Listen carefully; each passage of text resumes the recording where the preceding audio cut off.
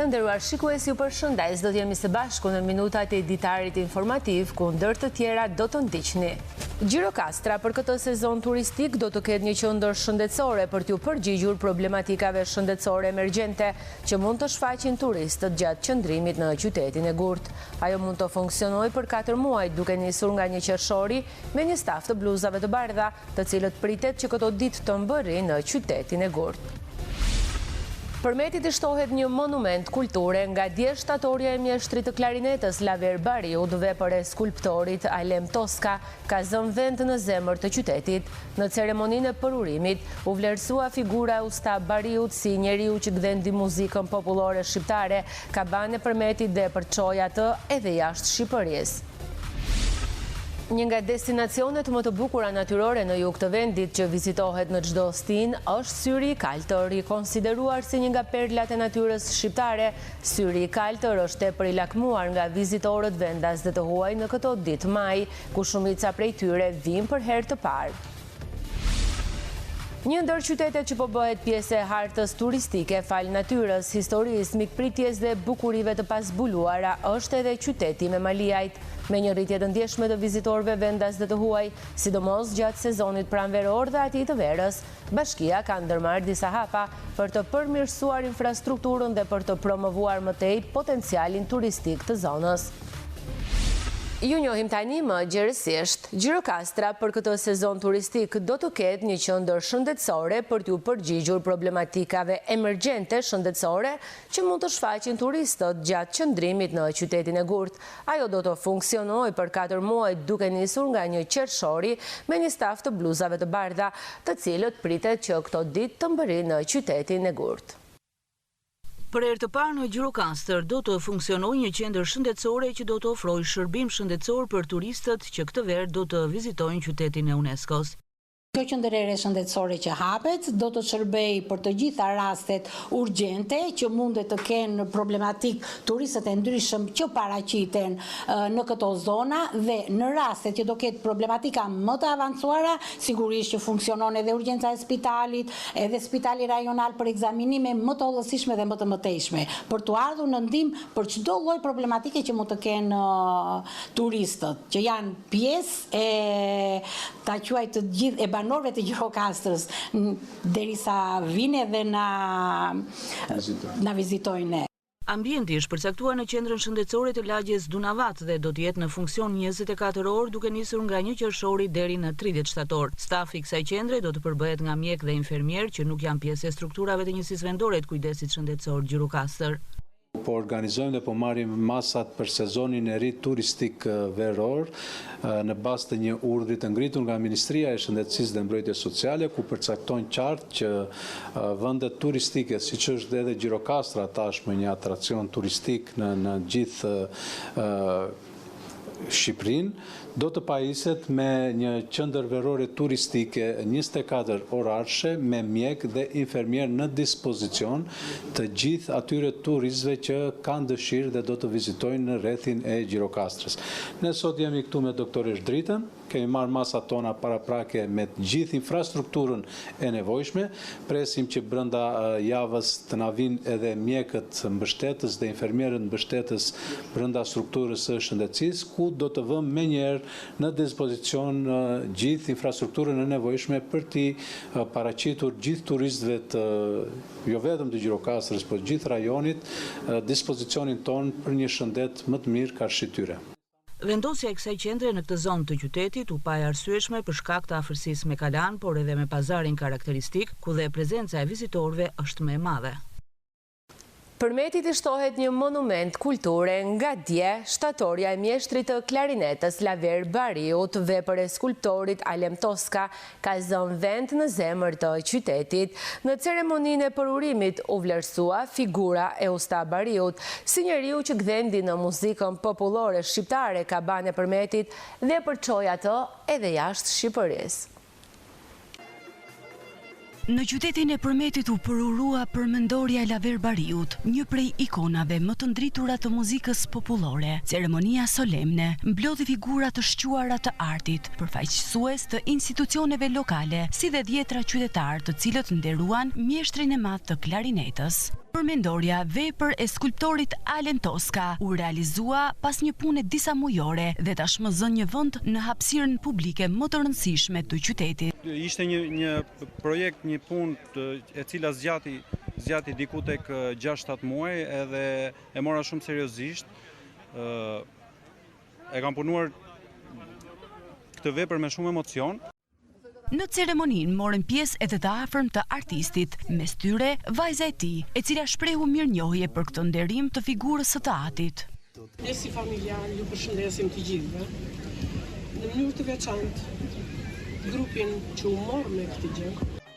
Organizatori Bledi Mane ndau një kujtim personal nga fëmijëria me mjeshtrin, duke përshkruar atë si një simbol frymëzimi artistik dhe njerëzor. Është një emër i madh i folklorit të pastër shqiptar, njeri që ka rritur breza të tërë me muzikën e tij. Usta Laver Bariu ishte jo vetëm një klarinetist i madh, por edhe një kapiten i madh i sazeve përmetare. Brezat e klarinetistëve shqiptar do e shohin gjithmonë si një monument të madh kulture që mbajti gjallë shpirtra të miliona njerëzve.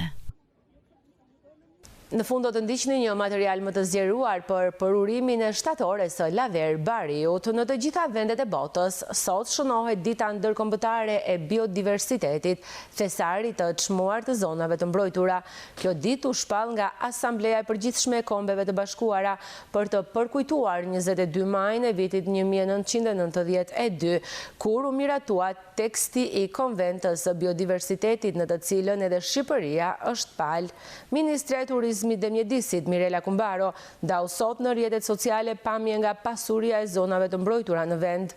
Në ditën ndërkombëtare të biodiversitetit, me këtë kolazh nga zonat më të mbrojtura, të cilat janë shtëpia e çmuar e një biodiversiteti të larmishëm, shkruan Kumbaro, me rritjen e sipërfaqes së zonave të mbrojtura në Shqipëri, synohet shtimi i listës së mbrojtjes dhe zhvillimit të qëndrueshëm, më shumë element të biodiversitetit biologjik. Zonat e mbrojtura janë oazi biodiversitetit në Shqipëri, tani me një sipërfaqe të shtuar në 21.5% të territorit të vendit. Zgjerimi i zonave të mbrojtura në Shqipëri synon të rrisë integritetin e këtyre zonave për gjendjen e paprekur të tyre krahasuar me zonat e tjera të vendit, për biodiversitetin e lartë, për habitatet e rralla që bartin. Zonat e mbrojtura në vend janë kthyer gjithashtu në destinacione turistike, mjaft të vizituara për shkak të bukurive natyrore dhe relievit të larmishëm.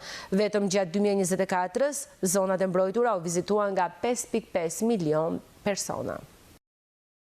Një nga destinacionet më të bukura për të vizituar në jug të vendit është edhe Syri i Kaltër, i cili vizitohet në çdo stin. Ai është konsideruar si një nga perlat e natyrës shqiptare.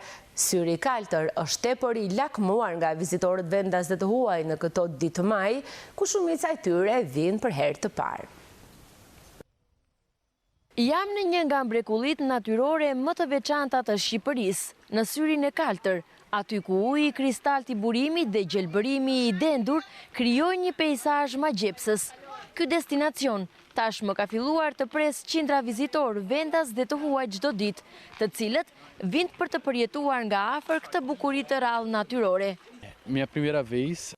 Është hera ime e parë që vizitoj Shqipërinë dhe vendosëm të vim pikërisht në këtë periudhë sepse është sezon i qetë, jo shumë i ngarkuar me turistë. Kjo përkon dhe me pushimet tona në Brazil, ndaj ishte momenti i duhur. Është e pabesueshme si natyra ka fuqi të krijojë një burim ujor kaq të pastër, të fuqishëm dhe të bukur. Është me të vërtet unik. Në Brazil kemi disa vende të ngjashme, por asnjë si ky. Këtu ka gjithçka ndryshe, magjike. Sou do Espírito Santo, no Brasil. Për herë të parë po vizitoj Syrin e Kaltër. Zgjodha ta vizitoj këtë vend pasi pa shumë njerëz që flisnin për të me entuziazëm, për bukurinë e tij të rrallë natyrore dhe qetësinë që ofron. Kisha dëgjuar se është një mrekulli e natyrës, por kur e pash me sytë e mi ishte edhe më mahnitëse se sa e kisha imagjinuar. Uji kristalt, ngjyra e thellë blu, gjithçka është thjesht magjike.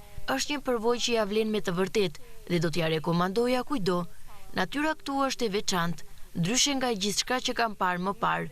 Nëse do kthehesha përsëri, besoj se po. Do të më pëlqente shumë të rikthehesha dhe të sillja edhe familjen time që ta përjetojnë këtë bukuri unike. Eu gostaria muito de vir novamente, trazer minha família novamente aqui. Shumë pranë qytetit të Sarandës, Syri Kaltër po kthehet në një ndër atraksionet më të kërkuar të jugut. Shumë prej vizitorëve ndalojnë këtu për një pushim të shkurtër, për të bërë foto ose thjesht për të shijuar freskinë që ky burim unik ofron. Një ndër qytetet që po bëhet pjesë e hartës turistike fal natyrës, mikpritjes, historisë dhe bukurive të pasbuluara, është edhe qyteti Memaliajt. Me një rritje të ndjeshme të vizitorëve vendas dhe të huaj, sidomos gjatë sezonit pranveror dhe atit të verës, bashkia ka ndërmarrë disa hapa për të përmirësuar infrastrukturën dhe për të promovuar më tej potencialin turistik të zonës. Turizmi në Memaliaj po një rritje vit pas viti duke u kthyer në një destinacion të preferuar si për turistët vendas, ashtu edhe për ata të huaj. Peizazhi natyror, shpellat, rrjedha e Vjosës dhe mikpritja janë vetëm disa nga arsyet që e bëjnë zonën gjithnjë më të vizitueshme. Përgjegjësia e sektorit të turizmit në këtë bashki thekson se interesimi është rritur ndjeshëm, sidomos gjatë sezonit pranver-ver. Këtë vit duket që kemi një ecuri më të mirë, duke filluar që nga janari. Kemi patur vizitor të huaj, sidomos tek qendra e qytetit, tek muzeu. Memaliaj shërben si një port hyrëse për të gjithë turistët, si ata që dalin nga për në jug dhe ata që vinë nga jugu për të ikur në tutje. Në Memaliaj kanë çfarë të shikojnë. Sa i përket atraksioneve më të vizituara janë shkëmbi i bardhë në Glavë, janë 3 çukat e Glavës, kemi shkollën e parë shqipe në Koshtan, e cila është e previzituar nga viti në vit. Kemi resurset të bujtinat që janë hapur, pothuajse janë të mirë shpërndara në të gjithë territorin tonë. Ndërkohë, bashkia Memaliaj po vion punën për përmirësimin e sinjalistikës dhe mirëmbajtjen e destinacioneve turistike, specialist të fushës, theksojnë rëndësinë e infrastrukturës mbështetëse për të rritur cilësinë e përvojës turistike. Bashkia Memaliaj ka marrë të gjitha masat për sinjalistikën e vendeve turistike dhe shtigjeve që kemi ne në zonë. Si për shembull sinjalistik mund të zëjë një për të shkëmbi bardhë, për të qeja e koshta vjesh monument kulture, janë sinjalistikat të gjitha. Edhe së shpeti ne po hapim dhe shëndetorin e re për gjatë lumit Vjos, e cila do jetë pjesë e atraksioneve turistike. Me investime të vazhdueshme dhe rritje të interesit, Memaliaj po pozicionohet gjithnjë më fort në hartën turistike të jugut, duke ofruar përvoja të veçanta për vizitorët që kërkojnë natyrë të paprekur dhe mikpritje tradicionale.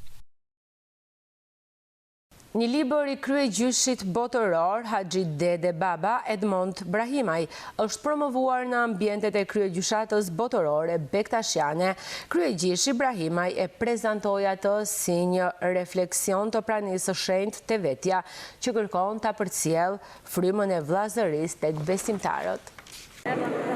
Kryegjyshi botëror Haxhi Dede Baba Edmond Brahimaj vendos të ndajë me besimtarët, por dhe me publikun e gjerë, pjesë të jetës së tij që nga fëmijëria e deri te përkushtimi në misionin si klerik.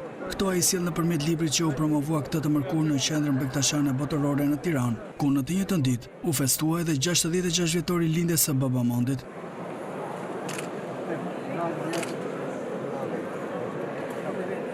Në fesje ta ime na kthen në fëmijërinë e tij, te fshati, prindrit, kujtimet dhe na bën të kuptojmë se sa do larg të ecim, kemi gjithmonë nevojë të rikthehemi te rrënjët dhe ritakohemi me vetveten.